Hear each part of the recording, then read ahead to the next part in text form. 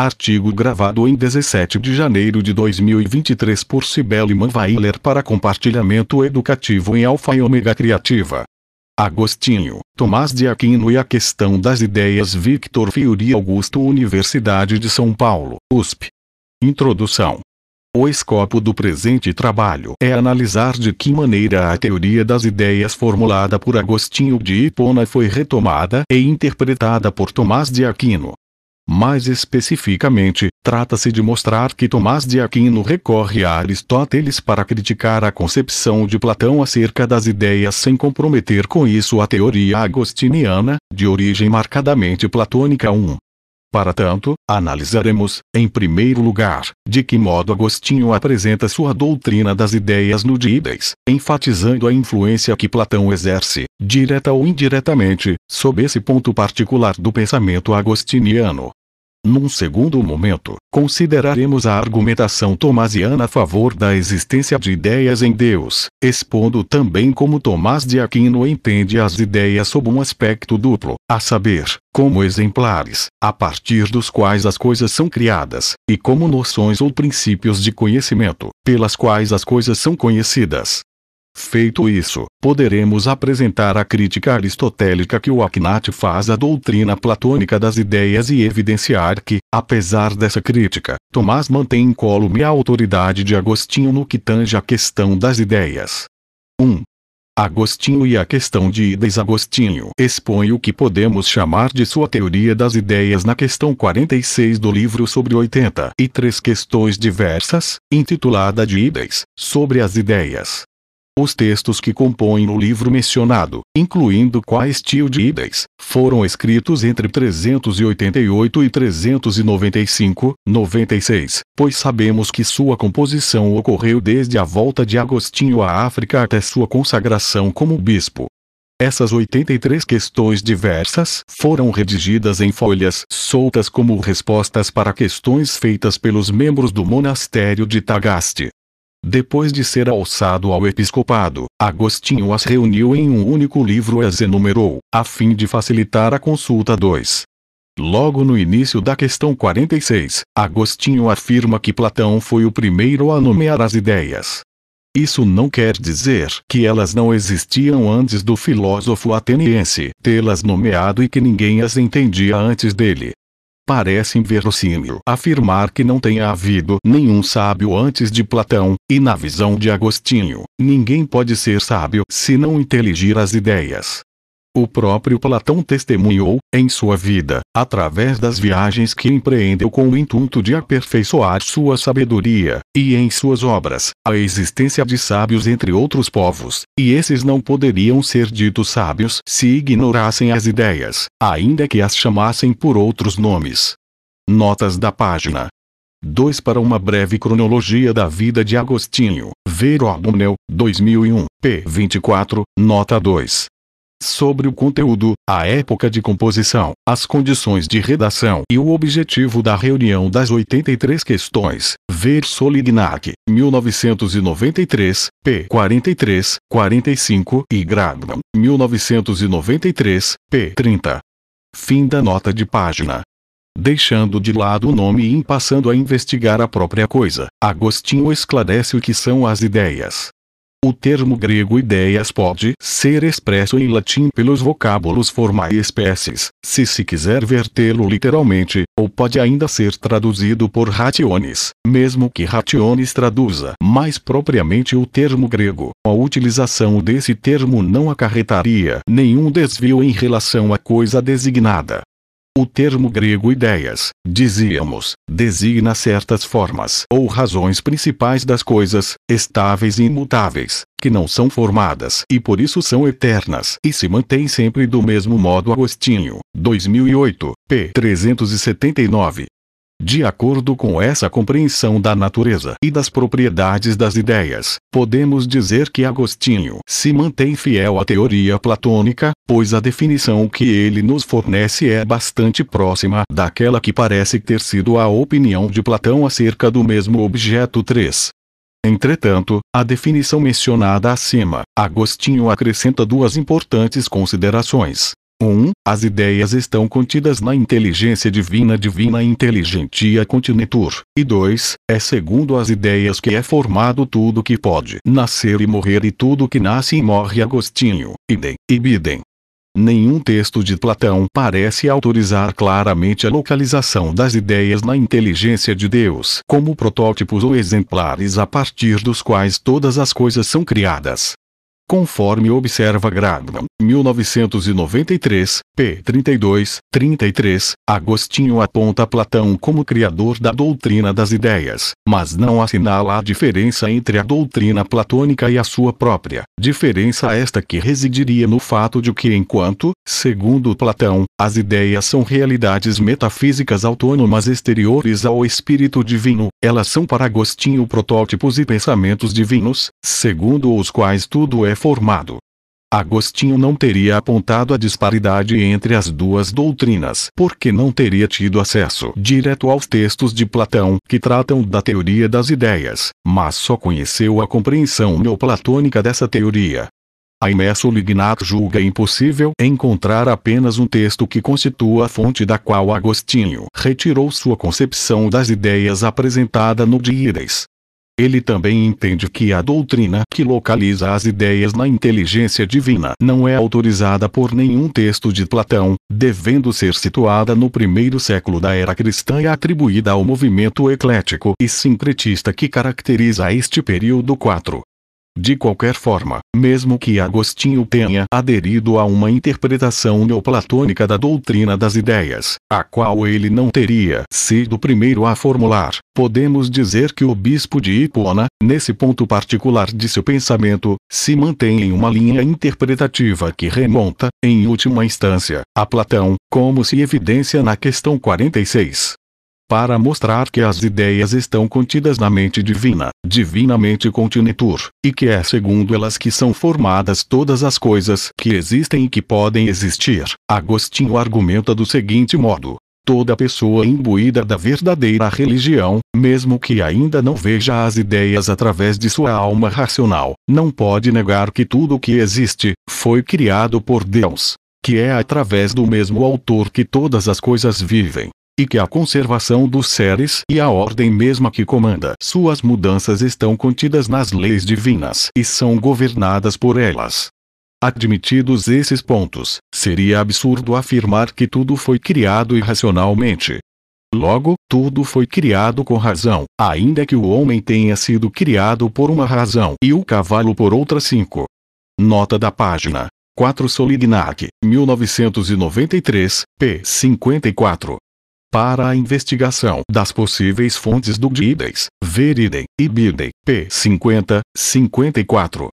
5. Para Agostinho, cada coisa é criada nas suas próprias razões. Agostinho, 2008, p. 380, donde ser necessário concluir que há uma pluralidade de ideias ou de razões em Deus.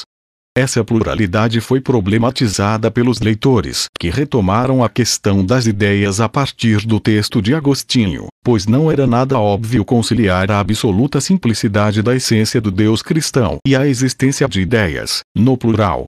Para a abordagem tomasiana desse problema, ver Suma de Teologia, primeira parte, questão 15, artigo 2, fim da nota de página. Ora, colocar essas razões fora de Deus seria sacrílego, pois quem o fizesse seria obrigado a sustentar que Deus criou as coisas de acordo com um modelo exterior a ele mesmo. Assim, é forçoso concluir que essas razões eternas e imutáveis das coisas, segundo as quais tudo é formado, e que Platão chama de ideias, estão contidas na mente de Deus. Apesar de ser um texto breve, 2 páginas na edição por nós consultada, a questão 46 suscitou a reflexão de muitos pensadores, tanto medievais, como Alexandre de Hales, Boaventura e Alberto Magno, só para citar alguns dos pensadores mais importantes do século XIII, quanto modernos, caso de Malebranche 6. Procuraremos apresentar aqui uma retomada particular do Díades agostiniano no século XIII, a saber, aquela levada a cabo pelo dominicano Tomás de Aquino em sua Suma de Teologia. 2. As ideias segundo Tomás de Aquino. O texto que nos propomos analisar aqui, a fim de investigar a questão das ideias no pensamento tomasiano, é STI, Q 15 a 17. Nesse trecho da questão 15, também intitulada de Ideias, Tomás de Aquino questiona-se: acaso há ideias ansint ideae? A estrutura do artigo 1º dessa questão é a seguinte. No primeiro momento, depois de colocada a questão, são apresentados 3 argumentos iniciais que defendem a tese segundo a qual não há ideias. Em seguida, apresenta-se um argumento contrário aos 3 primeiros e que está de acordo com a tese que será defendida por Tomás de Aquino, isto é, apresenta-se um argumento favorável à existência das ideias. No terceiro momento, o Akhenaten expõe sua resposta à questão que encabeça o artigo. E, por fim, são respondidos os 3 argumentos iniciais contrários à resposta de Tomás. 8. Nota da página 6 para uma apresentação da fortuna crítica do De Ideias agostiniano, ver Gradman, 1993, p. 33, 37. Ver também Oliveira, 1993, p. 19. 7. Leia-se Suma de Teologia, primeira parte, questão 15, artigo 1. Fim da nota de página. Conforme observa Oliveira, 2013, p. 20, 21, Tomás de Aquino evidencia no artigo 1º da questão 15 da Suma de Teologia que a tese que localiza as ideias na mente divina possui 2 características centrais. Em primeiro lugar, essa tese solapa em seus próprios fundamentos a teoria platônica das ideias, visto que, de acordo com Platão, as ideias existiriam em si mesmas e não na inteligência de Deus. O outro traço central da tese em questão seria aquele segundo o qual as ideias devem ser entendidas sob um duplo aspecto. As ideias possuem uma função ontológica, pois são exemplares segundo os quais são produzidas as coisas das quais elas se dizem formas. E as ideias têm também uma função cognitiva, visto que são princípios de cognição das coisas que são formadas a partir delas. Passemos à análise do artigo em questão. Como observamos acima, o primeiro momento do artigo oferece 3 argumentos iniciais que defendem a não existência das ideias. O primeiro desses argumentos é retirado de Dionísio, que, no capítulo 7 de Sobre os Nomes Divinos, diz que Deus não conhece as coisas segundo a ideia. Como as ideias são sustentadas apenas para que por meio delas as coisas sejam conhecidas, segue-se que não há ideias em Deus, pois elas são desnecessárias para a ciência que Deus tem do mundo. O segundo argumento afirma, a partir do que já fora observado na Suma de Teologia, que 14 a 5, que Deus conhece tudo em si mesmo. Mas o conhecimento que Deus tem de si mesmo não se dá por meio de uma ideia. Logo, é preciso concluir que Deus não conhece as outras coisas através de ideias, donde ser descabido sustentar a existência destas. Já o terceiro argumento afirma que as ideias são sustentadas como princípio do conhecimento e da operação. Contudo, não é preciso buscar nenhum princípio do conhecer e do operar além da essência divina, pois esta é princípio suficiente de todo conhecimento e operação. Assim, é desnecessário defender que as ideias existem. STI, Q 15, a 1, ARG. 1, 3. Nota da página 8. Os argumentos iniciais dos artigos da Suma de Teologia são também conhecidos como objeções, pois sustentam a tese oposta àquela que será defendida por Tomás de Aquino. Após essas objeções, segue-se geralmente nos artigos apenas um argumento contrário aos primeiros, também conhecido como sed contra, que pode ser traduzido como mas, em sentido contrário, o qual costuma coincidir com a posição de Tomás. Para uma compreensão da estrutura dos artigos da Suma de Teologia, ver Bernstein, 2005. Ver também Oliveira, 2013, p. 20, 21, nota 14. Fim da nota de página. Podemos perceber que os 2 argumentos iniciais consideram as ideias apenas como princípios do conhecimento, ou seja, como aquilo pelo qual as coisas são conhecidas, e é por esse viés que tais argumentos buscam evidenciar que não há ideias. O terceiro argumento, além de considerar a função cognitiva da ideia, aborda também a ideia enquanto ela pode ser entendida como exemplar ou princípio de operação segundo o qual as coisas são produzidas. Assim, procura-se mostrar através dos três argumentos iniciais que, quer sejam entendidas como princípios de conhecimento, quer sejam compreendidas como princípios de operação, é desnecessário ou descabido sustentar a existência das ideias. No segundo momento do artigo, apresenta-se um argumento contrário aos três anteriores.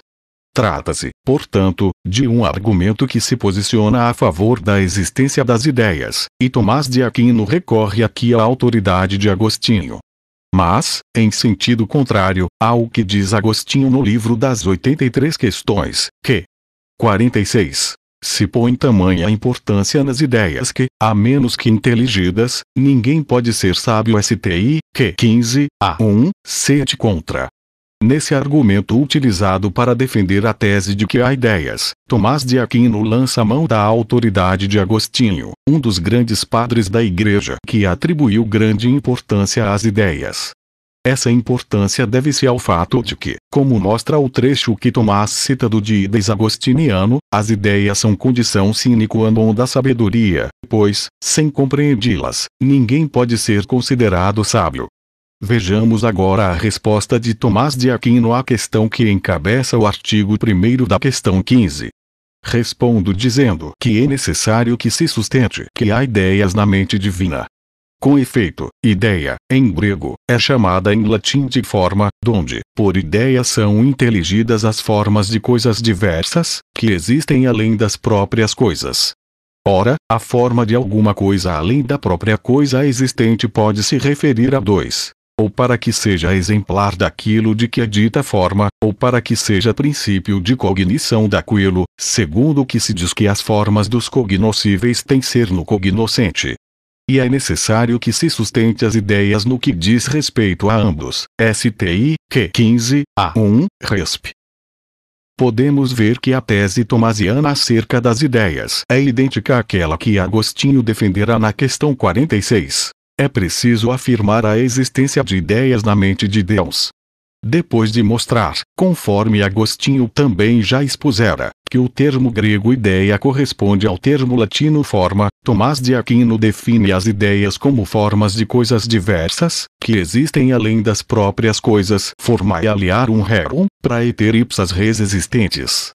Todavia, o Akhenaten acrescenta ainda que a ideia ou forma de algo pode ser entendida de duas maneiras, e que é preciso sustentá-la conforme ambos os modos. A forma pode ser compreendida como um exemplar daquilo de que é dita a forma ou como um princípio de cognição dessa mesma coisa. Assim, fica claro que Tomás inclui em sua resposta e, portanto, em sua teoria das ideias, tanto a função ontológica quanto a função cognitiva das ideias.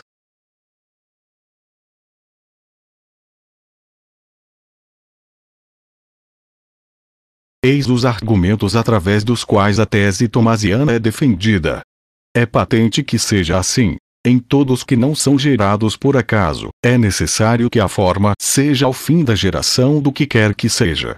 Ora, o agente não agiria de acordo com a forma a não ser na medida em que há nele a similitude da forma, o que certamente acontece de dois modos. Com efeito, em alguns agentes preexiste a forma da coisa a ser feita segundo o ser natural, tal como nos que agem por meio da natureza, tal como o homem gera o homem e o fogo gera o fogo. Mas, noutros, segundo o ser inteligível, como naqueles que agem por meio do intelecto, assim como a similitude da casa preexiste na mente do construtor. E esta pode ser dita a ideia de casa, uma vez que o artífice tenciona que a casa seja semelhante à forma que a mente concebe. Portanto, uma vez que o mundo não é feito por acaso, mas é feito por Deus, que age por meio do intelecto, como será patente abaixo, que 20 a 4, que 44 a 3, é necessário que haja na mente divina a forma de cuja semelhança o mundo foi feito. Nisso consiste a noção de ideia, STI, que 15 a 1, resp. Tomás de Aquino argumenta que a forma é a causa final, o fim, a finalidade, da geração de todas as coisas que não são geradas por acaso. Se entendermos que as coisas feitas por acaso são aquelas que são produzidas à revelia da intenção do agente 9, podemos dizer que, segundo Tomás, a forma é aquilo em vista de que é feito tudo que é gerado conforme a intenção daquele que age. Mas, para que um agente gere algo em vista da forma, é preciso haver nele próprio a similitude da forma, o que pode ocorrer de duas maneiras. Naqueles que agem por meio da natureza per naturam, a forma preexiste no agente conforme o ser natural esse natural é, e é desse modo que o homem gera o homem e o fogo gera o fogo. Já naqueles que agem por meio do intelecto per intellectum, a forma da coisa a ser feita preexiste no agente segundo o ser inteligível esse inteligível, e é desse modo que a similitude da casa preexiste na mente do construtor.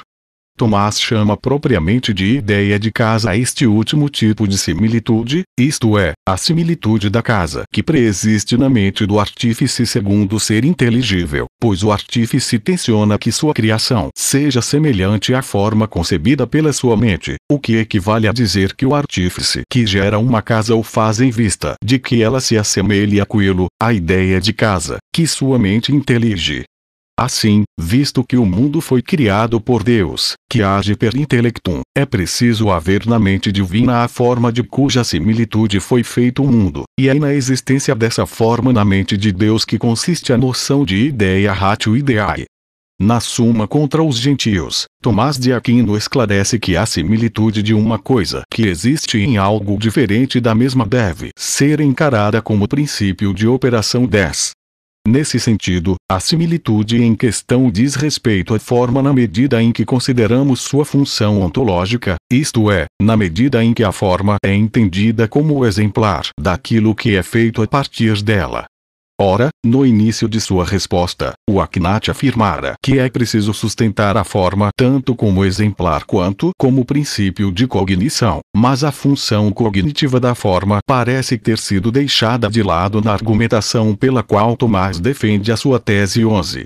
Na verdade, como observa Oliveira, 2013, p. 28-30, esse abandono da função cognitiva da ideia é apenas aparente.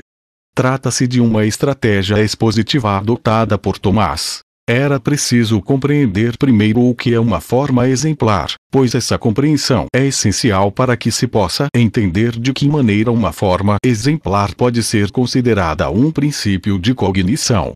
A forma recebe o nome de exemplar na medida em que entendemos que ela é a similitude de algo que é gerado a partir dela, na medida em que inteligimos que ela é o princípio de operação pelo qual se faz aquilo de que ela é forma.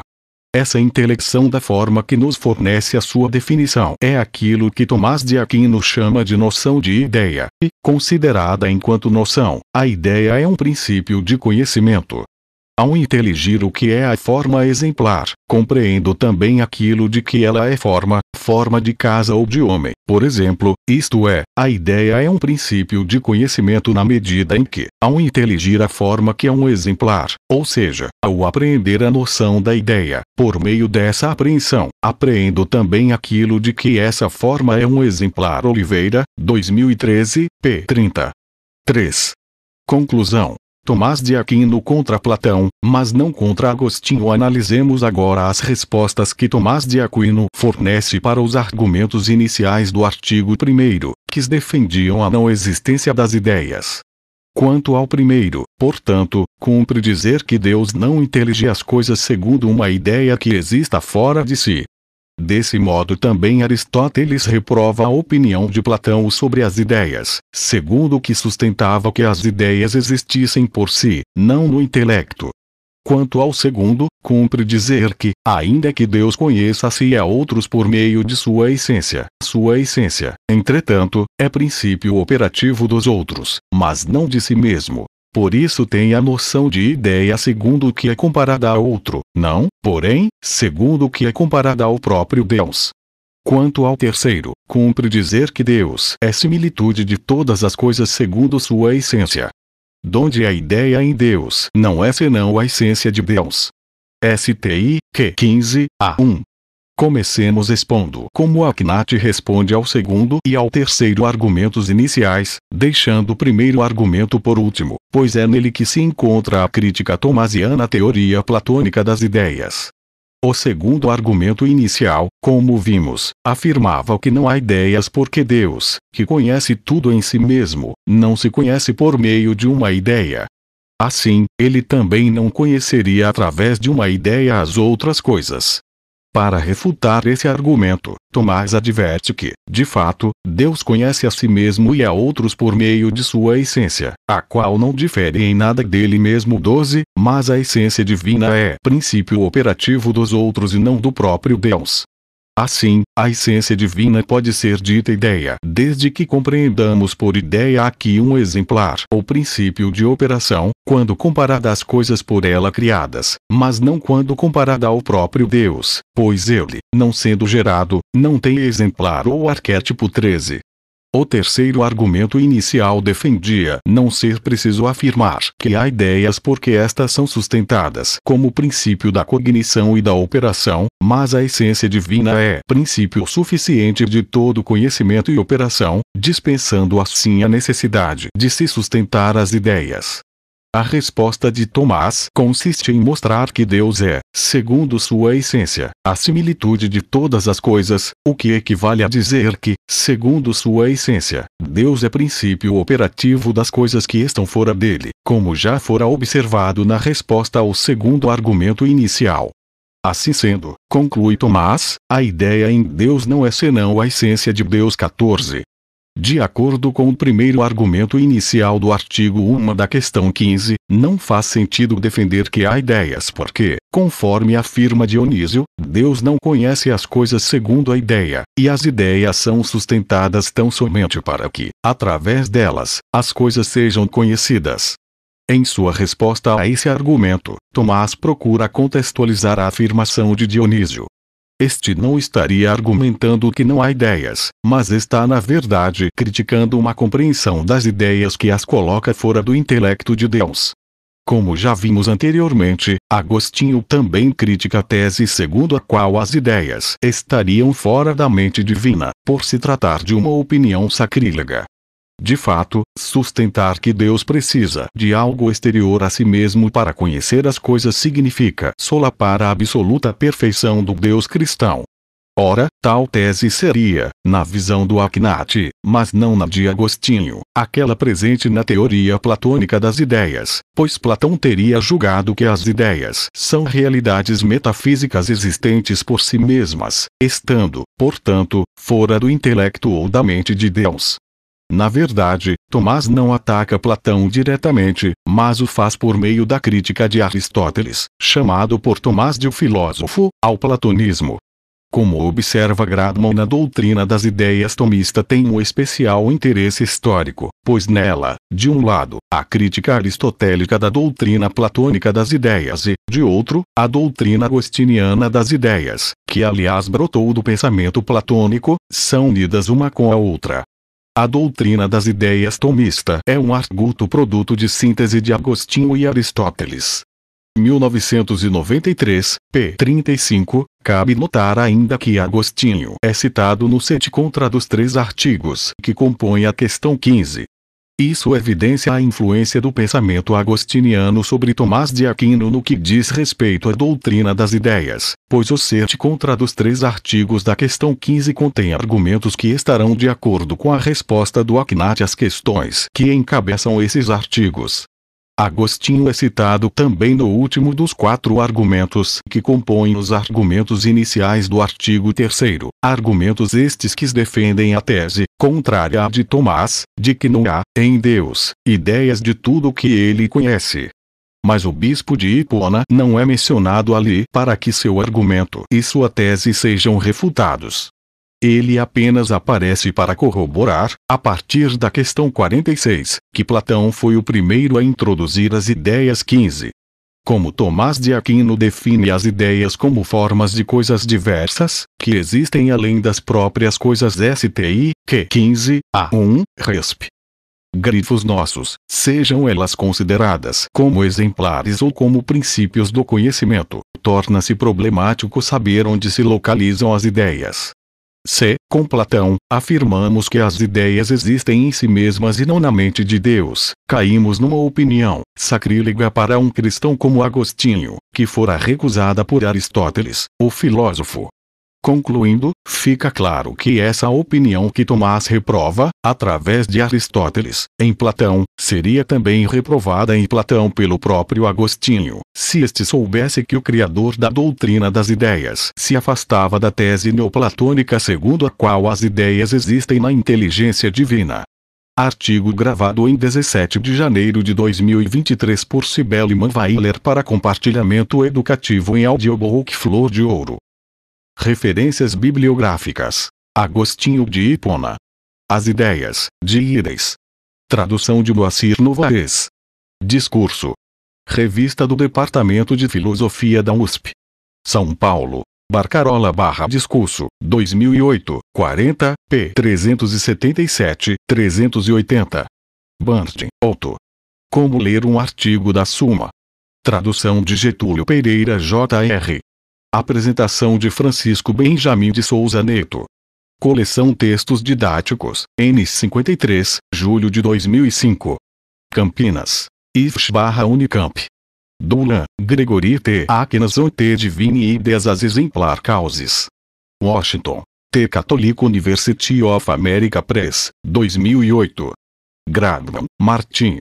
A Coestil de Ides de Santo Agostinho. Seu significado e sua repercussão medieval. Tradução de Moacir Novaes, colaboração de César Ribas César e Márcio Satin. Cadernos de Trabalho CEPAMI. Centro de Estudos de Filosofia Patrística e Medieval de São Paulo. São Paulo. Departamento de Filosofia da USP, março de 1993, vol. IN 1, p. 29, 41. O'Donnell, James J. Augustine. Time and Lives. In. Kretschmann, N. Stump, eds. The Cambridge Companion to Augustine. Cambridge. Cambridge University Press, 2001, p. 8, 25. Oliveira, Carlos Eduardo de Tomás de Aquino e a Filosofia. Guia de Estudos. Publicação do SEAD, Centro de Apoio à Educação à Distância da Universidade de Lavras. Lavras. UFLA, 2013. Solignac, Aimé. Análise e fonte da questão de Íris. Tradução de Ernesto M. Justi. Cadernos de Trabalho CEPAMI. Centro de Estudos de Filosofia Patrística e Medieval de São Paulo. São Paulo. Departamento de Filosofia da USP, março de 1993, vol. IN 1, p. 43, 56. Tomás de Aquino. Suma de Teologia, primeira parte, questão 15. Sobre as ideias, artigos 1, 3. Tradução de Carlos Eduardo de Oliveira. In. Oliveira, Carlos Eduardo de Platonismo e Aristotelismo no século XIII. São Paulo. 2014, p. 77, 81. Disponível em http://cepame.fl.usp.br/sites/cepame.fl/u15/platonismo_secor e aristotelismo no século X.pdf. Acesso em 10 de abril de 2014. O texto latino que consultamos encontra-se disponível em